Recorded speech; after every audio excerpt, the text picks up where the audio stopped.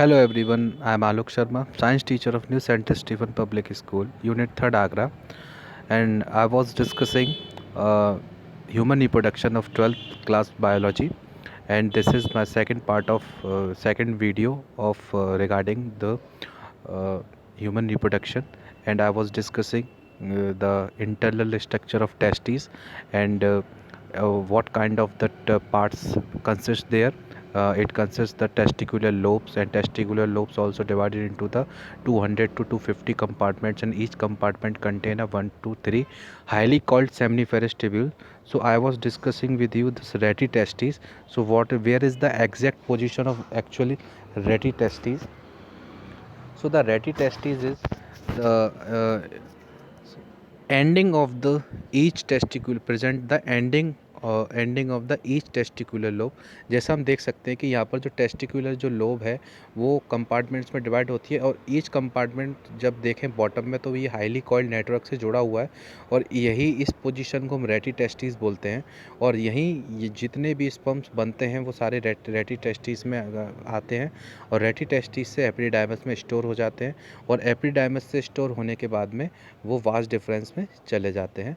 और vas deferens जो एक स्पर्म डक्ट है वो कैरी करती है और जो स्पर्म्स को, और वो यूरेथ्रा के थ्रू वो जो एक कॉमन पैसेज है उसके साथ निकल आते हैं. तो ये था रेटी टेस्टिस के बारे में. Vas efferentia, these ducts leave the testis and open into the epididymis. यानी कि ये जो रेटी टेस्टिस से स्पर्म को लेकर एपिडाइमस के अंदर स्पर्म्स को एंटर कराती हैं, तो ये वास एफ्रेंशिया है. एपिडाइमस, ये it is located the posterior surface of the each testis and open into the vas difference. और ये कहाँ ओपन होते हैं? वास डिफरेंस में. यानी कि एपिडाइमस में स्टोर होगा और ओपन कहाँ होगा? वास डिफरेंस में. Vas deferens the ascent to abdominal cavity loop over the urinary bladder. It receive a duct from the seminal vesicle and open into the urethra as ejaculatory duct. अगर हम बात करें इसके एजैकुलेटरी डक्ट की, तो ejaculatory duct में अगर इसका जो सिस्टम है इसमें हम देख सकते हैं कि दे स्टोर मतलब यहाँ पर वास डिफरेंस जो है स्पर्म कैरी करती है, और ये एक मेन डक्ट है जो जोड़ती है रिप्रोडक्टिव सिस्टम को यूरेथ्रा से. अगर इसको कट कर दिया जाता है तो इसी को यहाँ पर हम जैसे सुनते आते हैं कि नसबंदी, तो ये मेल्स की नसबंदी होती है. तो अगर if in case if you cut the vas deferens then you not be able to fertilize, यानी कि फर्टिलाइजेशन नहीं हो सकते क्योंकि स्पर्म कैरी नहीं होगा. Ejaculatory duct they store transport the sperm and the testis to outside through the urethra. और ये एजैकुलेटरी डक्ट है हमारी. इसी देन यूरेथ्रा, यूरेथ्रा एक it is a thin muscular lobe. It is originate from the urinary bladder and it then passes through the penis and it external opening called urethral meatus. यानी कि ये पूरा run करता है penis में, और ये पूरा यूरेथ्रा में ये यूरेथ्रा पूरा पेनिस तक रन करता है, और जो सबसे लास्ट पार्ट इसका होता है यूरेथ्रल मीटस, जो इसकी ओपनिंग होती है वहाँ से ये पास आउट करता है बोथ यूरिन एंड स्पर्म को. So this is the well labeled diagram of human reproductive system which I already discussed with you. Now the accessory gland. These are the glands which indirectly help to the reproduction. तो seminal, vesicle, prostate और bulbo urethral. These gland secret product. ये तीनों gland जो है वो अपना अपना secretion release करती हैं जो स्पर्म के साथ मिलता है. यानी कि यानी कि टेस्टिस से जो स्पर्म बन के जाता है वो वास डिफरेंस के थ्रू सबसे पहले सेमिनल, वेसिकल, प्रोस्टेट ग्लैंड और बल्बो यूरेथ्रल, इन तीनों ग्लैंड से होते हुए निकलता है. तो ये तीनों ग्लैंड्स के मिक्सचर इसके साथ मिलते चले जाते हैं. देन वहाँ पर जो इसको एक मोटेलिटी प्रोवाइड कराते हैं, इसको रन कराने में हेल्प करते हैं, और दूसरी चीज़ क्या, इसको प्रोटेक्शन करते हैं और इसको एनर्जी प्रोवाइड कराते हैं जिससे ये फीमेल वेजाइना में एंटर कर सके. तो इसको नरिशमेंट प्रोवाइड कराने का भी काम इन तीनों ग्लैंड्स का है. प्लस जो ल्यूब्रिकेशन प्रोवाइड कराते हैं म्यूकस, वो भी यही ग्लैंड्स रिलीज़ करती हैं. तो अगर हम सबका अलग अलग वर्क देखें तो देखो, seminal vesicle they contribute approximately 60 to 75 of the fluid of in the semen. यानी कि जितना भी सीमन रिलीज़ होता है ह्यूमन बॉडी से उसका 70% जो है 75% कंटेंट सेमिनल वेसिकल प्रोड्यूस करती है। और इसके सीक्रेशन के अंदर काफ़ी एंजाइम्स होते हैं, fructose, vitamin C, phosphoryl choline, prostaglandins, ये सारे ये कंटेंट होते हैं इसके सीक्रेशन में। The high fructose content provide the nutrient energy for the spermatozoa. और इसके सीक्रेशन में सबसे ज़्यादा जो कंटेंट होता है वो किसका होता है? अगर हम बात करें तो फ्रक्टोज शुगर का होता है। तो ये जो फ्रक्टोज शुगर है, तो हमें पता है शुगर एनर्जी देने का काम करती है। तो इसके मीडियम में जितनी ज़्यादा फ्रक्टोज शुगर रहेगी, वो क्या है, वो उतनी ज़्यादा देर तक ज़िंदा रहेगा, मैच्योर रहेगा। इसीलिए इसका काम ये रहता है। Prostate gland it secrets a slightly alkaline milky fluid, this help in the survival of sperm in the acidic vaginal environment. यानी कि ये एक ऐसा एल्कलाइन मीडियम प्रोड्यूस करता है जिससे कि जो स्पर्म है वो उनकी जो डेथ ना हो जाए या उनकी मोर्टेलिटी ना होने लग जाए। इसकी वजह से ये उसको प्रोटेक्ट करने का काम करता है। The secretion also improve the mortality of the sperm, यानी मूविंग पावर बढ़ाती है इसकी। Bulbourethral gland, the secretion of these gland lubricate the penis and neutralize the any residual acidity in the urethra। यानी कि इसके सीक्रेशन से क्या होगा कि ल्यूब्रिकेशन प्रोवाइड हो जाएगा, जिसकी वजह से वो ईजिली इस पर मूव कर सकता है। तो this is all about the male reproductive system. Then the female reproductive system. The human female reproductive system is specialized to support the process of gametogenesis, ovulation, fertilization, pregnancy, birth and child care। यानी कि female reproduction में ये सारा process involve रहता है, जिसके अंदर gametogenesis होती है, ओव्यूलेशन होता है, फर्टिलाइजेशन होता है, प्रेगनेंसी होती है, बर्थ होती है एंड चाइल्ड की केयर होती है। तो इसके रिप्रोडक्टिव सिस्टम में क्या क्या है? तो pair of ovaries, pair of oviduct, uterus, cervix, vagina, external genital, mammary gland. तो हम यहाँ पर वेल लेवल स्ट्रक्चर देख सकते हैं। ये यूट्रस है, यूरिनरी ब्लैडर है, प्यूबिक सिम्फिसिस है, यूरेथ्रा है, क्लाइटोरिस है। क्लाइटोरिस एक तरीके से ग्लास पेनिस का ही वर्क करता है, सेंसिटिव पार्ट होता है फीमेल्स में। Labium minora, labium majora, vaginal orifice, then उसके बाद एनस, वेजाइना, रेक्टम। ये सारा जो पार्ट है वो एक फीमेल रिप्रोडक्टिव सिस्टम का पार्ट है। एंड अब हम इसको अलग अलग डिस्कस करेंगे। उसके बाद इसमें बात करते हैं ओवरीज़ की। तो they are the primary female sex hormone. Ovaries यानी प्राइमरी फीमेल सेक्स ऑर्गन का मतलब ये होता है कि ये इनडायरेक्टली मतलब हेल्प करेगी रिप्रोडक्शन में। जैसे वेजाइना डायरेक्टली रोल प्ले करती है, और जैसे पेनिस डायरेक्टली रोल प्ले करता है, वैसे ही जो टेस्टिस है वो इनडायरेक्टली रोल प्ले कर रहा है। तो प्राइमरी सेक्स ऑर्गन मेल का वो हो गया टेस्टिस, और जैसे यहाँ पर ओवा है। तो इसमें they produce female gamete ovum, और उसके अंदर कुछ स्टेरॉयड हार्मोन्स भी होते हैं, ओवेरियन हार्मोन जिसको बोलते हैं, प्रोजेस्टेरोन और ईस्ट्रोजन। दे ये है it is 2 to 4 centimetre in length and connected to the pelvic wall and uterus by ligament. और ये पेल्विक वॉल और यूट्रस और लिगामेंट से कंटेंट रहते हैं। Each ovary is covered by the thin epithelium enclosing ovarian stroma. Ovary को cover करने के लिए मेम्ब्रेन होती है जिसको ओवेरियन स्ट्रोमा बोलते हैं। Ovarian stroma is a matrix of ovary and divided into 2 zone, peripheral cortex and inner medulla. यानी कि ओवरी को हमने 2 पार्ट में डिवाइड किया। अगर इसका भी लेटरल सेक्शन देखेंगे तो कॉर्टेक्स और मेडुला रीजन होते हैं इसके। एक्सिटरी डक्ट की बात करें तो ओविडक्ट, यूट्रस और वजाइना, ये 3 डक्ट होती हैं। जैसे मेल्स में अभी जो हमने डक्ट बताई थी, सेमिनल, वल्बोयूरेथ्रा, प्रोस्टेट ग्लैंड्स वाली। देन स्ट्रक्चर आता है ओविडक्ट का, फेलोपियन ट्यूब जिसको बोलते हैं। ये फर्टिलाइजेशन साइट होती है ह्यूमन फीमेल बॉडी के अंदर। Each fallopian tube is 2 to 12 centimetre, 10 से 12 सेंटीमीटर लॉन्ग होती है ये। ठीक है, यूट्रस तक लाई करती है। इनफंडिबुलम जो होता है फनल शेप का स्ट्रक्चर होता है, जो कैच करता है केस को, और जो ओवा निकलता है वहाँ। और फिर इनफंडिबुलम के ऊपर जो है एक हेयर लाइक स्ट्रक्चर्स रहते हैं जिसको हम फिम्ब्रियाई बोलते हैं। ये ओवा को जो ओवरी से ओवा रिलीज़ होता है उसको कैच करने का काम करता है। ठीक है, और जो एम्पुला है जो इसका वाइडर पार्ट कहलाता है। और जो इस्टमस की बात करते हैं, ये it is the last part of the oviduct. ये फेलोपियन ट्यूब का लास्ट पार्ट होता है और जो नैरो होता है। अगर हम इसकी बात करें, इसके उससे भी आगे की बात करें तो फिर यूट्राइन कैविटी आ जाती है, यानी कि यूट्रस जिसको वॉर्म बोल सकते हैं। पियर शेप्ड रहता है इसका, पेल्विक वॉल लिगामेंट्स रहते हैं इसमें। Uterus is part where embryo, तो यहाँ पर ये वो पार्ट है जहाँ पर एम्ब्रियो जो है वो डेवलप करेगा फीटस में और फीटस कन्वर्ट हो जाएगा बेबी में।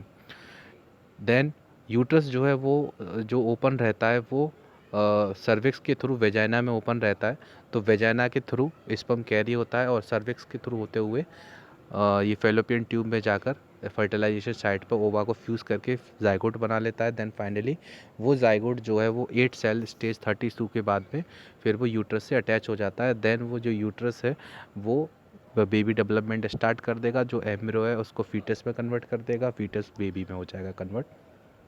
तो यूट्रस की जो वॉल है उसको यानी कि यूट्रस की जो लेयर है उसको 3 पार्ट में डिवाइड किया गया है, पेरीमेट्रियम, मायोमेट्रियम और एंडोमेट्रियम। तो पेरीमेट्रियम सबसे ऊपर वाली जो लेयर होती है थिन होती है, सबसे बाहर वाली लेयर होती है, और मायोमेट्रियम ये थिक छोटी सी होती है और मिडिल होती है, ये स्मूथ मसल्स की बनी हुई होती है। It is a thick muscle made up of smooth, it is exhibit strong contraction, और इसमें सबसे ज़्यादा स्ट्रॉन्ग कॉन्ट्रैक्शन होते हैं बेबी डिलीवरी के टाइम पे। Endometrium, it is the inner glandular layer that lie the uterine cavity. It undergoes periodic changes during the menstrual cycle. ये जो लेयर है एंडोमेट्रियम, ये सबसे लास्ट लेयर होती है, जो आप इसमें रेडनेस वाली जो एरिया देख रहे हैं ये एंडोमेट्रियम का एरिया है। ये जो एंडोमेट्रियम का जो एरिया है, इस एरिया में हम डेवलप कर यहाँ पर ये जो है हम बात कर सकते हैं यहाँ पर कि ये यूट्राइन कैविटी कहलाती है, और यही थिक होने के बाद में यही बस्ट हो जाती है मेंस्ट्रुअल साइकिल के टाइम पर, और फिर वो जो 5 और 6 डेज़ का जो पीरियड साइकिल रहती है वो इसी लेयर के बस्ट होने की वजह से रिलीज़ होता है।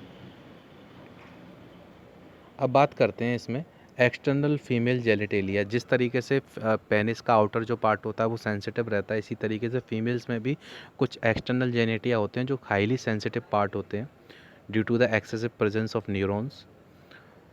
इसमें एक यूट्रस के बाद पार्ट रह गया सर्विक्स, ये नैरो कैनाल होती है जो वेजाइना और यूट्रस के बीच में एक लाई करती है, पर इसको बर्थ कैनाल भी बोल सकते हैं क्योंकि यहीं से स्पर्म निकल जाता है। तो एक्सटर्नल जेनिटेलिया में मोनस प्यूबिस, लेबिया मेजोरा और labia minora. It is the mass of fatty tissue covered by the skin and hair. अगर हम मोनस प्यूबिस की बात करें तो ये एक फैटी टिश्यू का मास होता है जो स्किन और हेयर से कवर रहता है।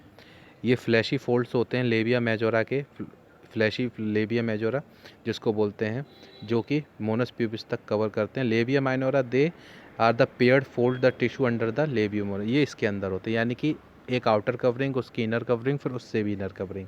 इस तरीके से हम इसको देख सकते हैं लेबिया मोनस प्यूबिस, लेबिया मेजोरा और लेबिया माइनोरा को। उसके बाद हम बात करते हैं इसमें हाइमन की। तो हाइमन जो है ये वेजाइना के सबसे आउटर कवर पे होती है, माउथ ओपनिंग पे होती है।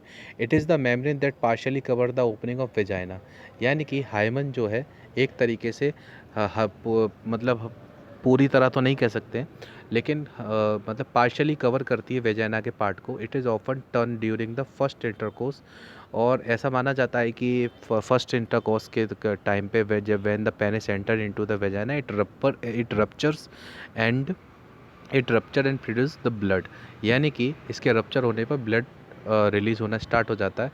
पर this is the not the guarantee of the virginity, it can also break by the running, cycling and excessive heavy exercise by the female. तो अगर it can also broken by the active participation in some sports like horseback riding, cycling, sudden fall, joint insertional of vaginal temptation. In some women, the hymen can persist even after the coitus. The presence of absence of hymen is not the reliability indication of virginity. यानी कि इसके होने और ना होने से उसकी कोई ये इंडिकेशन नहीं है इसकी वर्जिनिटी का कि उससे पहले भी सेक्सुअल इंटरकोर्स है या नहीं है। तो this is not the right thing which commonly uses by the human beings के the presence of hymen is the indication of virginity. No, this is not true. Then the clitoris. It is the tiny finger-like projection that lie the junction of the labia minora above the urethral opening. यानी कि urethra की opening से सबसे ऊपर एक clitoris जो रहता है, ये काफ़ी सेंसिटिव पार्ट होता है ह्यूमन फीमेल में, जो हॉर्नी या सेक्सुअल स्टिमुलेशन के काम में आता है।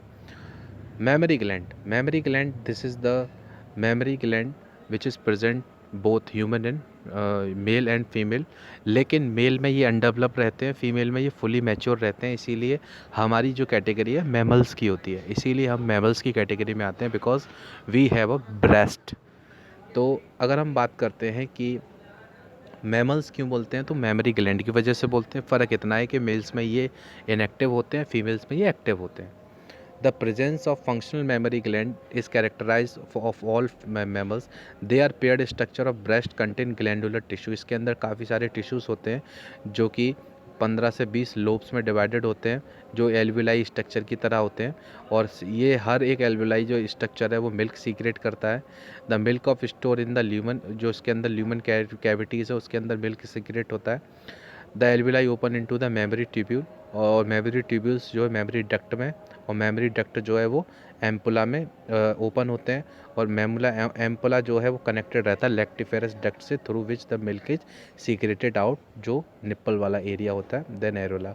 सो this is the level diagram of the matured female breast cell which contain the fat cells, memory lobe, alveolus, memory duct, ampulla, lactiferous duct, nipple, areola, etc. Now this is the process of gametogenesis.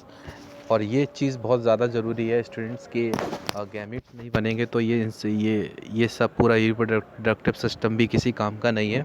तो ये जो reproduction होने के लिए gametogenesis होना बहुत ज़रूरी है। तो मेल्स में स्पर्म बनते हैं तो उस प्रोसेस को स्पर्मेटोजेनेसिस बोलते हैं, और फीमेल में ओवा बनता है तो उसको oogenesis बोलते हैं। तो सबसे पहले हम देखेंगे कि स्पर्मेटोजेनेसिस कैसे होता है। तो मैंने बताया था कि स्पर्म फॉर्मेशन कहाँ हो जाता है, टेस्टीज़ में भी अगर एग्जैक्टली बात करें तो टेस्टिकुलर जो लोब्स होते हैं उसके अंदर जो highly coiled 1 to 3 seminiferous tubules होते हैं, उसकी इनर लाइनिंग में स्पर्मेटोजेनेसिस होती है। तो the spermatogonia multiple by the mitosis to increase the number, they are present in the inner wall of the seminiferous tubule. यानी कि सबसे पहले वो मल्टीप्लाई करेंगे स्पर्मेटोगोनिया, यानी कि जर्मिनल एपिथेलियम से प्रोड्यूस होकर वो स्पर्मेटोगोनिया बनाएंगे। And each spermatogonium is diploid, फिर and each spermatogonium contain 46 chromosome. यानी कि जो प्राइमरी जो सेल्स बनेंगे उनमें जो क्रोमोसोम होंगे वो 46 होंगे। देन फाइनली ये सेकेंडरी डिवीजन में ये हाफ हाफ हो जाएंगे। जैसे इसमें देखते हैं कि देखो, इसमें जो हम रे डायग्राम में देख रहे हैं कि जो स्पर्म है वो सबसे पहले जर्मिनल एपिथेलियम से किसका पार्ट ले बनता है, स्पर्मेटोगोनियम का, विच कंटेन 46 क्रोमोसोम। देन ये फाइनली और अपने नंबर्स बढ़ाएगा तो कन्वर्ट हो जाएगा प्राइमरी स्पर्मेटोसाइट में। साइट का मतलब सेल। तो इसमें भी 46 क्रोमोसोम्स ही हैं, लेकिन जैसे ही इनका सेकेंडरी डिवीजन स्टार्ट हो जाएगा तो ये सेकेंडरी स्पर्मेटोसाइट कहलाएंगे, which contain 23 chromosomes, not pair of chromosome. तो ये हाफ हाफ नंबर में यहाँ मियोसिस सेकंड में सेल्स डिवाइड हो जाते हैं। Then secondary spermatocytes converted into the spermatids which contain 23 chromosome, and spermatid after the maturation called sperm cell और spermatozoa, जिसको हम यहाँ देख सकते हैं कि स्पर्मेटोजोआ है, सेकेंडरी स्पर्मेटिड, प्राइमरी यानी कि स्पर्मेटोगोनियम, देन उसके बाद primary spermatocyte, then spermatid, then spermatocyte, then spermatozoa. यानी कि सबसे पहले अगर इसमें हम देखें तो क्या है कि जर्मिनल एपिथेलियम सेमिनिफेरस ट्यूब्यूल्स की जो होती है वहाँ से स्पर्मेटोगोनियम बना। स्पर्मेटोगोनियम अपने नंबर्स को इंक्रीज करेगा माइटोटिक डिवीजन करके। माइटोटिक डिवीजन से प्राइमरी स्पर्मेटोसाइट कन्वर्ट बन जाएंगे, जिसमें 46 क्रोमोसोम्स होंगे। देन प्राइमरी स्पर्मेटोसाइट डिवाइड हो जाएंगे दो पार्ट में, वहाँ पर मियोसिस फर्स्ट डिवीजन होगी। देन मियोसिस फर्स्ट में सेकेंडरी स्पर्मेटोसाइट बनेंगे। देन फाइनली ये भी मियोसिस 2 से 23 पेयर्स ऑफ क्रोमोसोम बन जाएंगे और ये मैच्योर स्पर्म बन जाएगा, विच कंटेन ओनली 23 क्रोमोसोम। तो इसमें हमने वही बात की कि some spermatogonia called as primary spermatocyte, जो मियोसिस से और 2 इक्वल हैप्लोसाइट सेल बनाएंगे। Secondary spermatocyte contain 23 pairs of 23 chromosome, and the secondary spermatocyte produce 4 equal haploid cells after they undergo second meiotic division. They are called spermatids. They contain 23 chromosome, जिसमें कितने chromosome होते हैं, 23। The spermatid undergoes spermatogenesis to form spermatozoa या sperms, इनको बोल सकते हैं। They are finally released to the seminiferous tubules by the process of spermiation। और जब ये fully mature हो जाते हैं तो सेमिनिफेरस ट्यूब्यूल्स के थ्रू ये एपिडाइमस में एंटर कर जाते हैं by the process of spermiation. तो यही प्रोसेस है। अब हार्मोनल अफेक्टिंग स्पर्मेटोजेनेसिस, तो यहाँ पर ये जो spermatogenesis is fully controlled by under the control by the hormonal system of the human body. Then for the first hormone is GnRH यानी गोनेडोट्रोपिन रिलीजिंग हार्मोन। ये जो हार्मोन है it is the hormone secreted by the hypothalamus. ये हमारी master gland of the body hypothalamus से release होता है, ठीक है। और ये प्यूबर्टी के टाइम पे इंक्रीज़ होना लग जाता है इसका लेवल, जो कि स्टिमुलेट करता है हमारे दो गोनेडोट्रोपिन्स को, जिसको बोलते हैं एफएसएच और एलएच। यानी कि जो जीएनआरएच है वो स्टिमुलेट करेगा फॉलिकल स्टिमुलेटिंग हार्मोन और ल्यूटिनाइजिंग हार्मोन को, और follicle stimulating hormone Sertoli cell पे एक्टिवेट करेंगे, जिसकी वजह से स्पर्मेटोजेनेसिस शुरू हो जाएगी। और ल्यूटिनाइजिंग जो सेल्स हैं वो स्पर्मेटोजेनेसिस करके ये स्टिमुलेट यानी कि ये एंडोजन टेस्टोस्टेरोन रिलीज़ करवाएगा हार्मोन, जिसकी वजह से स्पर्मेटोजेनेसिस होगी। यानी कि जब मेल सेक्स हार्मोन का लेवल बढ़ेगा, कंटेंट बढ़ेगा, तभी स्पर्मेटोजेनेसिस होगी। This is the structure, mature structure of the human sperm, which is divided into three part: head, middle and tail। तो हेड वाला जो पार्ट है उसमें प्लाज्मा मेम्ब्रेन है, उसका टिप पार्ट पे एक एक्रोसोम एंजाइम होता है, इसका मैं फंक्शन बाद में बताऊंगा क्यों है होता है ये एंजाइम। देन न्यूक्लियस, उसके बाद नेक जिसका मिडिल पीस पे माइटोकॉन्ड्रिया है। देन टेल, टेल इसको आगे बढ़ने में मदद करती है, और माइटोकॉन्ड्रिया जितने ज़्यादा होंगे इसके मिडिल पार्ट पे वो उतना ही ज़्यादा लंबी दूरी तक रन करेगा। और इसका सिर्फ और सिर्फ यही काम होता है कि ये ओवा के अंदर अपने हेड यानी कि हेड पार्ट को इंसर्ट करा दे, और जो इसका जो न्यूक्लियस है वो एंटर करा दे ओवा के अंदर। तो यहाँ पर सबके अलग अलग काम है, जैसे एक्रोसोम का अलग अलग काम है। तो ये एक्रोसोम एंजाइम जो है इसके अंदर डाइजेस्टिव हाइड्रोलाइटिक एंजाइम्स होते हैं, क्योंकि ओवा की जो लेयर होती है zona pellucida and corona radiata काफ़ी हार्ड होती है, तो ईजिली स्पर्म का हेड एंटर नहीं कर सकता। तो सबसे हेड स्पर्म एंटर करने से पहले एक्रोसोम वहाँ रिलीज़ हो जाता है, और वो उस जगह को क्या कर देता है, उस जगह को डिग्रेगेट कर देता है, एक होल टाइप बना देता है जहाँ से हेड एंटर कर जाता है। ये इसका काम है। During ejaculation 200 to 300 million sperm release, यानी कि एक एजैकुलेशन में 200 से 300 मिलियन स्पर्म रिलीज होते हैं। At least 60% of them should have normal shape and size, at least 40% should go vigorous motility. यानी कि अगर हम बात करें तो इसमें से कुछ ही स्पर्म्स ऐसे होते हैं जो प्रॉपर शेप साइज़ के होते हैं और जो ओवा तक रीच करते हैं। तो सीमन की बात करें तो सीमन क्या हो गया, semen is a milky white organic fluid release by the penis during the ejaculation. It consist of the it consists of the sperm and the fluid secreted by the accessory duct and the accessory gland such as the epididymis, vas deferens, seminal vesicle, prostate and bulbourethral gland। यानी कि इन तीनों gland के secretion का plus एपिडाइमस से जो निकले हुए sperm उन सबको मिला के एक वाइट कलर का स्टिकी ऑर्गेनिक फ्लूइड रिलीज होता है, जिसको हम सीमन बोलते हैं, जो वेजाइना में एंटर करता है। इसी तरीके से हम बात करते हैं स्पर्मेटोजेनेसिस के बाद oogenesis की। तो oogenesis भी यही है कि फॉर्मेशन ऑफ ओवा। तो इसको भी हम ऐसे ही देखेंगे जिस तरीके से स्पर्मेटोजेनेसिस देखी थी, कि पहले द oogonia यानी प्राइमरी oocyte से प्रोड्यूस होते हैं। और एक और चीज़, ये प्राइमरी जो oocytes होते हैं ये प्राइमरी फॉलिकल्स भी इनको बोल सकते हैं, ठीक है। ये जो प्राइमरी फॉलिकल्स हैं ये जब बेबी फॉर्मेशन हो रहा होता है, बेबी गर्ल फॉर्मेशन माँ के पेट के अंदर, तभी बन जाते हैं। After the birth of girl कोई भी एक्स्ट्रा प्राइमरी फॉलिकल ऐड नहीं होता फीमेल ओवरी के अंदर, बस यही मैच्योर होते रहते हैं। यानी कि प्राइमरी फॉलिकल्स हैं यहाँ पर, ये कन्वर्ट हो जाते हैं सेकेंडरी फॉलिकल्स में, और सेकेंडरी फॉलिकल्स कन्वर्ट हो जाते हैं टर्सरी फॉलिकल्स में। और ये टर्सरी फॉलिकल जब भी कन्वर्ट होंगे तो आउटर लेयर कन्वर्ट करेंगे, जिसको हम बोल सकते हैं inner layer and outer layer.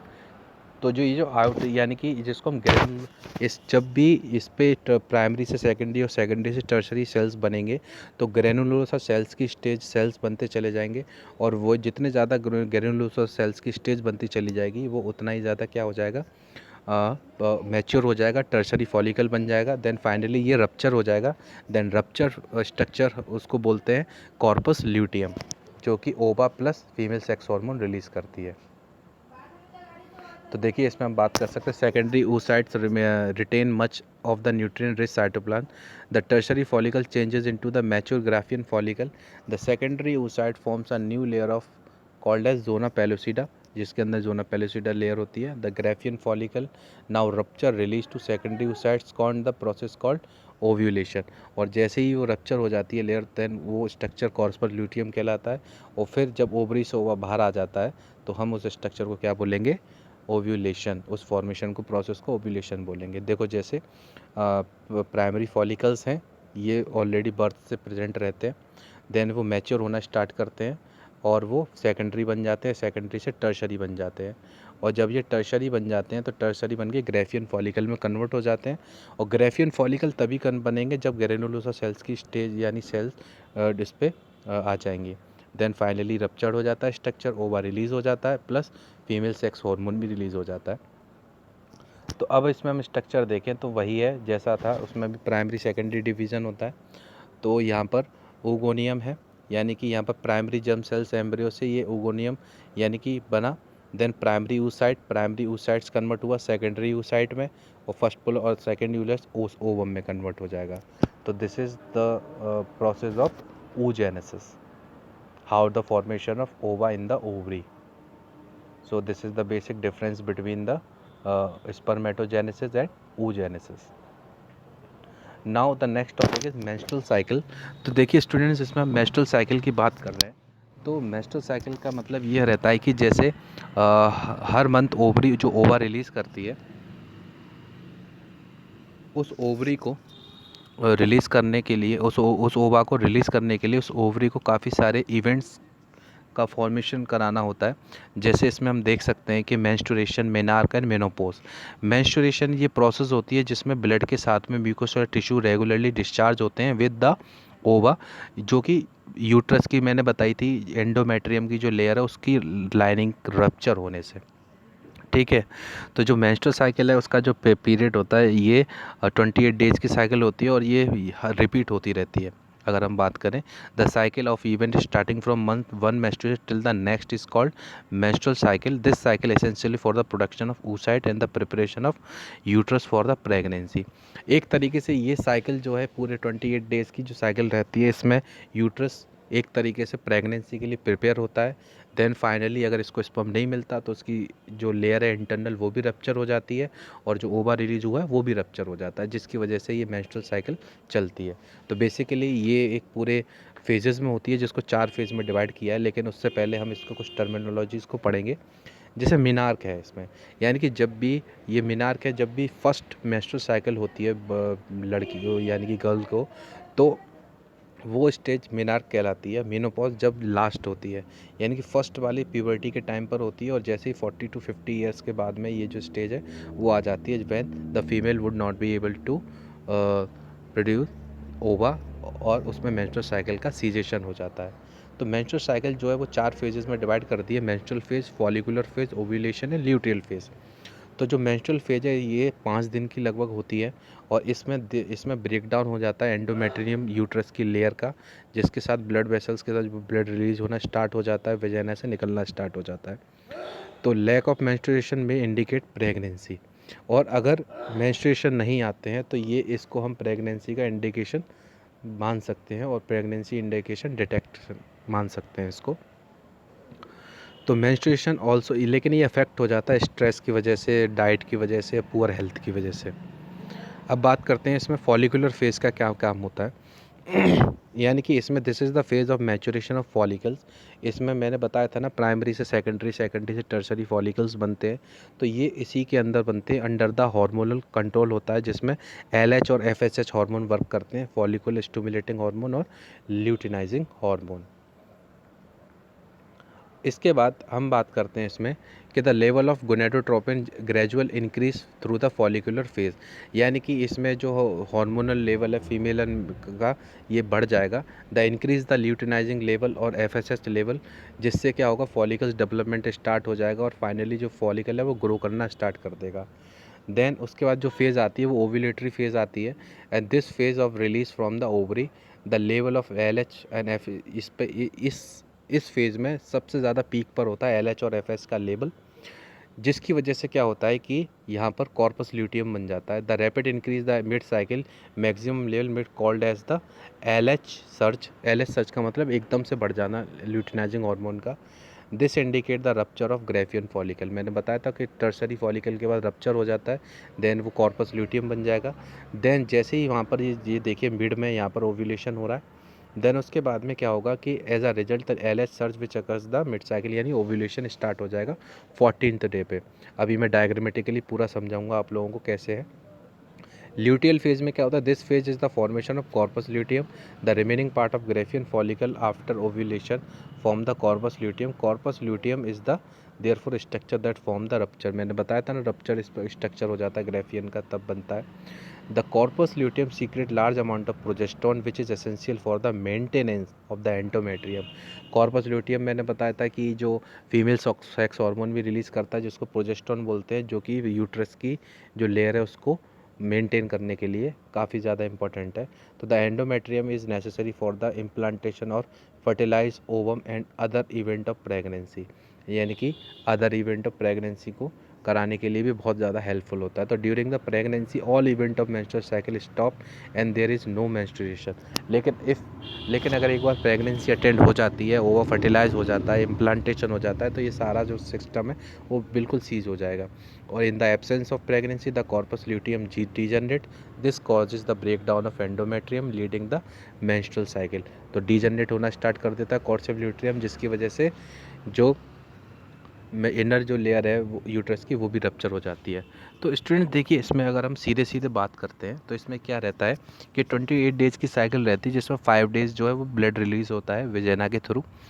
तो वो अगर हम इसकी बात करें तो जैसे कि अगर हम पूरे 30 दिन की साइकिल को माने, तो यहाँ पर देखिए 1 से लेके 5 दिन तक यहाँ पर मेंस्ट्रुअल फेज़ है। मेंस्ट्रुअल फेज़ के बाद में अगर 5 के बाद में यहाँ पर देखिए ये यहाँ पर ये जो इनर जो आपको स्ट्रक्चर दिखाई दे रहा है, वो यूट्रस की सबसे लास्ट लेयर जो एंडोमेट्रियम है उसका स्ट्रक्चर है, कि कब वो थोड़ी थोड़ी थिक होना स्टार्ट कर देती है और किस स्टेज में वो पूरी थिक हो जाती है, जिसमें ब्लड इंक्रीज़ हो जाता है। क्योंकि यूट्रस को स्टूडेंट्स ऐसा लगता है कि जैसे कि अगर यूट्रस जैसे ही जाइगोट बनेगा और वो अटैच होगा यूट्रस से, तो जैसे ही एम्ब्रियो फीटस में कन्वर्ट होना स्टार्ट करेगा तो इट नीड्स एनर्जी। तो उसको वो एनर्जी कहाँ से मिलेगी, तो वो पहले से ही अपने यूट्रस की लेयर में ब्लड के फॉर्म में न्यूट्रिएंट को स्टोर करके रखता है, कि ताकि अगर डेवलपमेंट हो और फर्टिलाइजेशन होने के बाद इम्प्लांटेशन हो, तो वो एनर्जी जो न्यूट्रिएंट्स में है वो एम्ब्रियो को फीटस से कन्वर्ट होने में मिल सके। लेकिन अगर नहीं होता है तो क्या होता है कि वो जो एनर्जी स्टोर करके, यानी कि जो ब्लड स्टोर करके रखा हुआ है, वो भी रप्चर हो जाएगा एंडोमेट्रियम का, प्लस जो ओवा है वो भी रप्चर हो जाएगा if the sperm is not fertilize the ova. यानी कि जब भी स्पर्म फर्टिलाइज नहीं करेगा ओवा को, तो ये केस होता रहेगा। तो बेसिकली अनमैरिड गर्ल्स के साथ ही सिस्टम आफ्टर मैरिज जो प्रेगनेंसी अटेन करते हैं, तो उसमें ये कंडीशन नहीं होती है, उसमें मेंस्ट्रुअल साइकिल फिर सीज हो जाती है। तो देखिए, इसमें देखते हैं कि हम 1 से 5 दिन तक मेंस्ट्रुअल साइकिल है, जिसमें कि जो फॉलिकल है वो बिल्कुल ही डेवलप नहीं कर रहा है, बिल्कुल स्टार्ट हो रहा है, यानी कि प्राइमरी से ही स्टार्ट हो रहा है। इस समय जो फॉलिकल स्टिमुलेटिंग हार्मोन है उसका लेवल भी कम है, और ल्यूटिनाइजिंग हार्मोन का भी लेवल कम है। लेकिन जैसे जैसे हम यहाँ पर दिन देख रहे हैं 5 से 7, 9, 11, 13, तो ये जो यूट्रस की लाइन है वो क्या है, वो अब दोबारा से थिक होती चली जा रही है। यानी कि एक बार रप्चर होने के बाद में दोबारा से फिर अगले मंथ के लिए दोबारा प्रिपेयर हो रही है। और दोबारा प्रिपरेशन में क्या होता है कि जैसे जैसे ये जैसे जैसे 5 से 8, 9, 10, 11 ये डेज जैसे जैसे आगे बढ़ जाएंगे, वैसे वैसे ये थिक लाइनिंग होती चली जाएगी, जिससे क्या होगा कि यहाँ पर वो प्राइमरी से सेकेंडरी और सेकेंडरी टर्सरी फॉलिकल मैच्योर होता चला जाएगा, और धीरे धीरे ल्यूटिनाइजिंग और फॉलिकल स्टिमुलेटिंग हार्मोन का लेवल भी बढ़ता चला जाएगा। लेकिन जैसे ही मिड साइकिल यानी 14 से 15 तारीख के बीच में, यानी कि 14 to 15 आफ्टर 15 डेज, यहाँ पर ल्यूटिनाइजिंग और जो फॉलिकल स्टिमुलेटिंग हार्मोन है ये पीक पर होगा, जिसकी वजह से क्या होगा कि यहाँ पर मैच्योर फॉलिकल ग्रेफियन फॉलिकल जो है कन्वर्ट हो जाएगा ग्रेफियन फॉलिकल ये कॉर्पस ल्यूटियम में, जिस समय ईस्ट्रोजन का लेवल ज़्यादा होगा और प्रोजेस्टेरोन का बहुत कम होगा। लेकिन जैसे ही कॉर्पस ल्यूटियम बन जाएगा, देन ये जो फेस है, यानी कि 1 से 5 दिन की मेंस्ट्रुअल फेज़ हो गई, और उसके बाद में 6 से लेकर 14 दिन तक की ये फॉलिकुलर फेज़ हो गई। देन उसके बाद अब कॉर्पस ल्यूटियम बन गया। जैसे ही कॉर्पस ल्यूटियम बन जाएगा तो एलएच और एफएसएच का लेवल एकदम से डाउन चला जाएगा, और फिर यहाँ पर प्रोजेस्टेरोन का लेवल बहुत हाई हो जाएगा, जिसकी वजह से और ज़्यादा मेम्ब्रेन जो है वो थिक हो जाएगी, और थिक होने पर क्या होगा कि उसमें एक्सेसिव अमाउंट ऑफ ब्लड और ज़्यादा स्टोर हो जाएगा, और ज़्यादा न्यूट्रिएंट इसमें स्टोर हो जाएंगे। लेकिन अगर अब इस ओवा को स्पर्म नहीं मिला तो ये जो कॉर्पस ल्यूटियम है, ये जो जो डेवलप हुआ है, ये डीजनरेट होना स्टार्ट कर देगा। देन ये जो प्रोजेस्टेरोन का लेवल जो बढ़ा है इसमें, देन ये भी डाउन होना स्टार्ट कर देगा after degeneration of corpus luteum. जैसे ही प्रोजेस्टेरोन का लेवल डाउन होना स्टार्ट हो जाएगा और यहाँ पर ईस्ट्रोजन का यानी कि बढ़ जाएगा, वैसे ही ये रप्चर हो जाएगी लेवल, ये जो लेयर रप्चर हो जाएगी है। देन यहाँ मेंस्ट्रुअल साइकिल से ये दोबारा स्टार्ट हो जाएगी and this process is called weeping of uterus, यानी यूट्रस का रोना भी बोल सकते हैं इसको। जो 3 to 5 डेज तक यहाँ पर जो ब्लड है वो रिलीज़ आउट होना स्टार्ट करता है। लेकिन ऐसा नहीं है कि एक ही ओवरी ओवर रिलीज़ करती रहती है, 2 ओवरी होती हैं तो ऑल्टरनेट वर्क करती हैं। जैसे एक मंथ में एक ओवरी ओवर रिलीज़ करेगी तो उसके अगले मंथ में दूसरी ओवरी ओवर रिलीज़ करेगी, तो उसका काम जो है वो स्टॉप रहेगा। So this is all about the menstrual cycle then this is the event of the menstrual cycle. तो इसमें देख सकते हैं कि follicular phase, then ovulation phase, luteal phase और मेंस्ट्रुअल फेज। तो देखिए यहाँ पर धीरे धीरे थिक होती चली जा रही है membrane. Then the fertilization. Fertilization में मैंने बताया था कि जैसे ही फर्टिलाइज हो जाती है ओवा तो देन उसका बाद में जो है वो जाइगोट बन जाते हैं। और वो जाइगोट इसलिए, जाइगोट एक तरीके से इसलिए बनता है क्योंकि 23 जो क्रोमोसोम है वो लेकर आ रहा है स्पर्म, 23 जो क्रोमोसोम है वो लेकर आ रहे हैं ओवा। तो जैसे ही जाइगोट बनेगा तो टोटल 46 क्रोमोसोम का एक सेल बन जाएगा। फिर वो माइटोटिक डिवीजन करके देन कन्वर्ट होता चला जाएगा 2 से 4, 4 से 8, 8 to 16 डॉटर सेल्स में, जिसको हम ब्लास्टोमेयर बोल सकते हैं। तो अगर हम बात करें 8 से 16 सेल की स्टेज, ये मोरूला स्टेज कहलाती है, ठीक है। Then morula continue division as move further into the uterus, the blastomere arrange into the outer layer. Then जैसे ही ये ब्लास्टोमेयर अटैच हो जाएंगे यूट्रस से, देन ये कन्वर्ट हो जाएगा इनर सेल मास में और 3 जर्म लेयर जो है यानी कि फॉर्म करेगा। लेकिन एक क्वेश्चन यहाँ पर आता है कि ये जो ब्लास्टोमेयर हैं वो जो यूट्रस से अटैच रहते हैं वो किन सेल्स से अटैच रहते हैं। तो वो स्पेशल टाइप के सेल्स होते हैं जिसको हम ट्रोपोब्लास्टिक सेल्स बोलते हैं। These cells are helpful for the attachment of blastoma to the uterus। जैसे यूट्रस से वो ब्लास्टोमेयर अटैच हो जाएंगे वैसे ही क्या होगा, देन फाइनली मैच्योर होकर यही ट्रोपोब्लास्टिक बाद में प्लेसेंटा का रूप ले लेंगे और ये जो यहाँ पर जो ब्लास्टोमेयर अटैच हुए हैं ये फीटस बन के बेबी बन जाएंगे। देन फीटस, देन वो embryo, embryo then fetus, fetus then baby. तो यहाँ पर जो इनर से यहाँ पर ये जो ब्लास्टोमेयर है वो 3 इनर सेल मास में डिवाइड हो जाएंगे, जिसको 3 जर्म लेयर बोलते हैं, एक्टोडर्म, मीजोडर्म एंड एंडोडर्म। ये यानी कि ये 3 जर्म लेयर होती हैं। ये तीनों जर्म लेयर जो अपना अपना काम करती हैं, कोई नर्वस सिस्टम, कोई कार्डियक सिस्टम, कोई हार्ट, किडनी, लिवर वगैरह बनाती है, कोई नेल्स, कोई हेयर बनाती है। तो तीनों जर्म्स लेयर बना के एक बेबी फॉर्म करती हैं। देन यहाँ पर पूरा एक फुली मैच्योर बेबी फॉर्म हो जाता है with in the 9th month of period, जिसको हम गस्टेशन पीरियड बोलते हैं। Then the pregnancy. प्रेगनेंसी की अगर बात करें तो जो after the implantation finger like projection called chorionic ply appear in the ट्रोपो, यानी कि इम्प्लांटेशन के बाद में मैंने बताया था कि जो ट्रोपोब्लास्टिक सेल्स है वो कन्वर्ट हो जाते हैं प्लेसेंटा में, और प्लेसेंटा अम्बिलिकल कॉर्ड भी कहलाता है, जो एक कॉमन पैसेज होता है एक्सक्रीशन और न्यूट्रिएंट प्रोवाइड कराने का मदर टू बेबी के साथ में। यानी कि जैसे ही placenta function as endocrine gland, placenta जो है एक एंडोक्राइन ग्लैंड की तरह भी काम करता है, जो कि एचसीजी हार्मोन रिलीज़ करता है, एचपीएल हार्मोन रिलीज़ करता है, ईस्ट्रोजन रिलीज़ करता है, प्रोजेस्टेरोन रिलीज़ करता है। लेकिन यहाँ पर एक नोट करने वाली बात यह कि जैसे ही इम्प्लांटेशन होता है तो एक प्रेगनेंसी डिटेक्शन हार्मोन भी रिलीज़ होता है, जिसको हम बोलते हैं जीएनआरएच, गोनाडोट्रोपिन रिलीजिंग हार्मोन। तो ये तभी अटैच होगा जब ये तभी रिलीज़ होगा फीमेल यूरिन में जब ये अटैचमेंट हो जाएगा जायगोट का, ब्लास्टोमेयर का यूटराइन वॉल से, उससे पहले नहीं होगा। तो इसीलिए हम प्रेगनेंसी डिटेक्शन किट में फीमेल की एक ड्रॉप ऑफ यूरिन से डिटेक्ट कर लेते हैं कि प्रेगनेंसी इज़ अकरिंग और नॉट। अगर प्रेगनेंसी अकर होगी तो पहले इम्प्लांटेशन होगा, और इम्प्लांटेशन अगर नहीं है तो प्रेगनेंसी डिटेक्शन नहीं है। तो इसी में जैसे मैंने बताया कि ये जो आप जब फुली मैच्योर हो जाता है जो अम्बिलिकल कॉर्ड, तो ये ह्यूमन कोरियोनिक गोनाडोट्रोपिन रिलीज़ करती है और ह्यूमन प्लेसेंटन लैक्टोजन रिलीज़ करते हैं। ये different types of hormone release करते हैं। Later the pregnancy another hormone call relaxin is produce by the ovary. और जब प्रेगनेंसी हो जाती है तो इसके बाद रिलैक्सिन हार्मोन होती है जो ओवरी से रिलीज होता है, जो बाद में सारी मसल्स को रिलैक्स कर देता है। यहाँ पर एक हार्मोन और है जिसमें बात हो रही है, इसके हम ऑक्सीटोसिन की बात करते हैं। तो ऑक्सीटोसिन यानी कि ये जो पूरा बेबी है, अगर नॉर्मल डिलीवरी है तो वो वेजाइनल पार्ट पैसेज से होते हुए आ जाएगा, तो उसको इतना इलास्टिक की तरह डायलेट करने का काम उस ऑक्सीटोसिन हार्मोन का ही होता है, जो उस वक्त फीमेल बॉडी के अंदर प्रोड्यूस हो रहा होता है ब्लड में। तो जितना ज़्यादा ऑक्सीटोसिन का लेवल रहेगा, वो मसल उतनी यूट्राइन वाला मसल्स उतनी ज़्यादा इलास्टिक हो जाएंगी और वो बेबी उतना ईजिली एक्सपेल आउट हो जाएगा।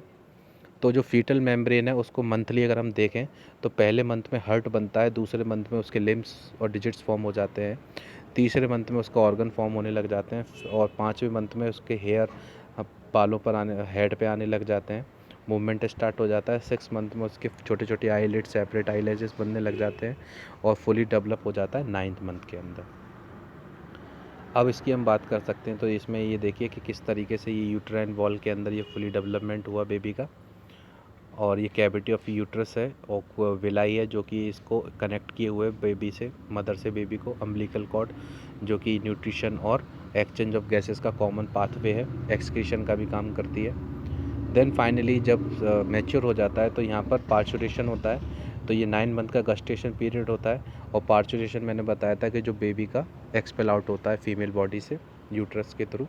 तो अब बात करते हैं इसमें कि इजेक्शन रिफ्लेक्शन स्टार्ट हो जाता है, यानी कॉन्ट्रैक्शन, यानी कि जैसे बेबी पार्चुरेशन के वक्त बाहर आना होता है, तो यहाँ पर हम fetal ejaculation reflex female body क्या करती है, फील करती है, जो ट्रिगर करती है ऑक्सीटोसिन हार्मोन को मैंने बताया था, जो कि एक स्ट्रॉन्गर कॉन्ट्रैक्शन प्रोड्यूस करने लग जाता है और फीमेल की बॉडी को एक मस्कुलर इलास्टिसिटी प्रोवाइड कराता है, जो अपने एक्चुअल लेंथ से 500 गुना ज़्यादा क्या कर सकती है, स्ट्रेच हो सकती है, जिसकी वजह से बेबी इजीली एक्सपेल आउट हो जाएगा।